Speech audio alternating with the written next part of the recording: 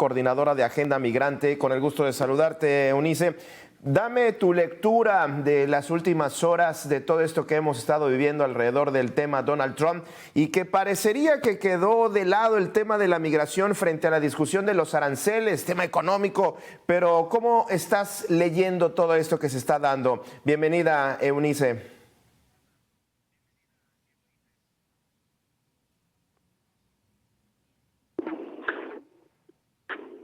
Sí. Bueno, escuchaba ahorita, sí.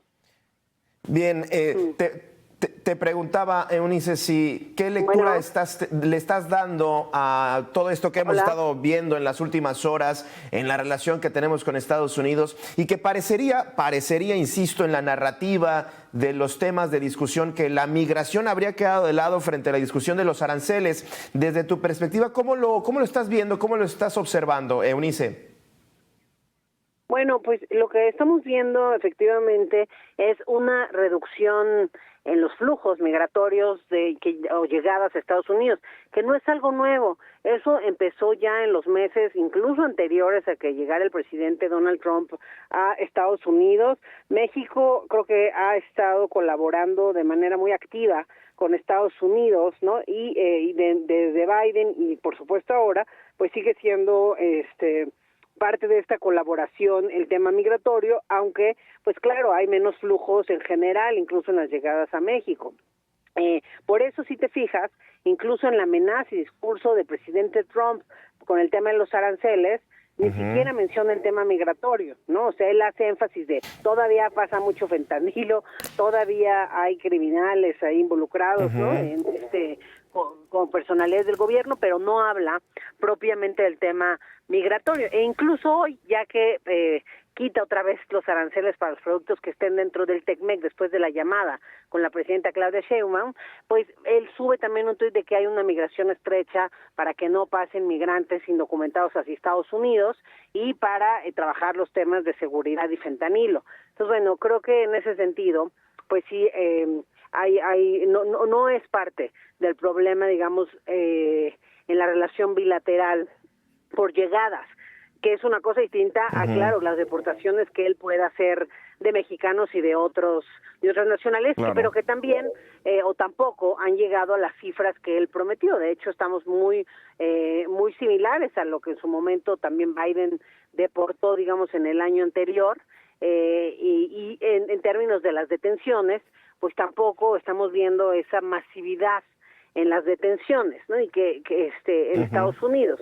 Entonces, estamos viendo que los que deportan, pues casi el 90% de las personas son gente que en el intento de ingresar a Estados Unidos lo detuvieron y lo están regresando. Poco a poco vamos a ir viendo otros perfiles de gente ya más tierra adentro, porque lo que sí es verdad es que la propia policía migratoria, el ICE y su titular, pues han estado amagando, ¿no? Con operativos en ciudades santuario que van según ellos, a fortalecer. Sí ha habido revisiones en lugares atípicos. De pronto, si bien no hay redadas, hay operativos del ICE en donde van 2 o 3, ahora sí que autobuses del ICE o camionetas, para pues la vigilancia y detención de algunas personas que ya tenían un proceso pendiente, pero sí, lo que creo que podemos ver en los siguientes meses va a ser quizá una interpretación de un perfil que le gusta mucho a Donald Trump, que es como un perfil más tierra adentro, gente que llevaba más tiempo, más años, más vida, más redes en Estados Unidos y que los vienen y los regresan aún con ese tiempo, ¿no? Y eso sí creo que puede aumentar, pero vía de mientras, pues seguimos con números muy similares, ¿no? En los flujos a Estados Unidos han reducido enormemente, incluso ellos lo han reconocido, ¿no? Que hay flujos muy bajos, y en el tema de las deportaciones, pues vamos a ver cómo van a ir modificándose estos datos. Claro.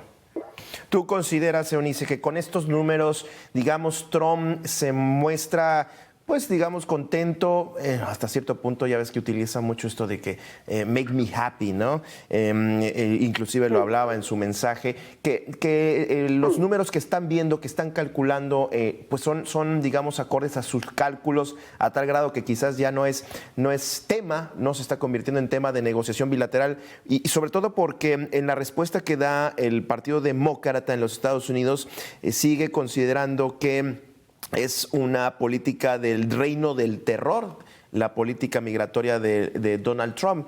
¿Cómo observas esto? Mira, yo creo que efectivamente en este momento no ha sido ni siquiera tema de amenaza de Donald Trump, pero no quiere decir que no lo va a hacer en el futuro. A ver, Donald Trump va a utilizar dos herramientas en ese amague de los aranceles. Una, y creo que más importante y la que más va a utilizar, es el tema de la seguridad, el tema de, por supuesto, la seguridad que incluye el fentanilo, que incluye la asociación del gobierno con narcotraficantes, ¿no? O de algunos personajes del gobierno, y que incluye la propia inseguridad también y los cárteles que él declaró como terroristas. Creo que esa va a ser su principal herramienta de negociación todo el tiempo. Que claro, también esta vez quedaba raro que dijera que México no colabora después del trabajo que México hizo este mes, ¿no? Que como bien decía la presidenta, pues es importante que México lo haga por México, ¿no? Pero que finalmente también abonaba a la petición, al deseo de Donald Trump, no solo en términos de los 29 narcotraficantes que se entregaron, de esos y de otros muy bien. operativos. Oye, ¿no? y regresando la seguridad. a los... Adelante, disculpa, es que te perdimos un momento, Eunice, por eso te interrumpí. Si quieres, cierra. Nada, eso, que yo creo que los dos temas van a ser permanentes siempre, todo el tiempo que él esté como presidente, va a poder utilizar esto como una herramienta de presión y negociación, porque así es Donald Trump. Así es. Oye, independientemente de los amagos, del buleador en el que es Donald Trump, déjame preguntarte tu opinión sobre el manejo que ha llevado el gobierno federal.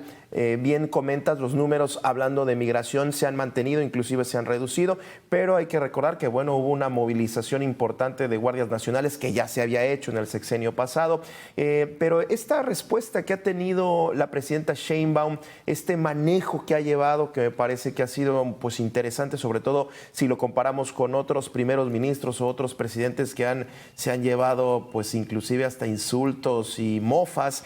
¿Cómo lo observas tú, Eunice? Yo creo que lo ha hecho bien. Yo creo que lo ha manejado con una, ahora sí que con una relación bilateral en la que ha utilizado también pues otros mecanismos, no el responder luego. Creo que con Donald Trump eso es importante. Creo que un buen ejemplo es el tema de la llamada. Yo creo que ella al inicio, cuando no dice qué medidas va a tomar México en contra de Estados Unidos, como sí lo hicieron los otros países, pues ella también yo creo que ya pensaba en esta llamada, ¿no? En donde pudiera quizá fortalecer los puntos en los que se trabajó en conjunto. Otra cosa que creo que ayuda es que ya hay equipos del gobierno federal trabajando con equipos federales en Estados Unidos, particularmente en el tema de seguridad, pero también lo hemos visto en el tema económico. Entonces yo creo que pues lo ha hecho mejor de lo que se esperaba, ¿no? Yo creo, y sobre todo pues ha manejado muy bien a un tipo tan difícil como Donald Trump, porque no está fácil, esa es la verdad, no está fácil negociar y tener una relación bilateral con un presidente o con un personaje como Trump, y yo creo que la presidenta ha manejado bien la relación.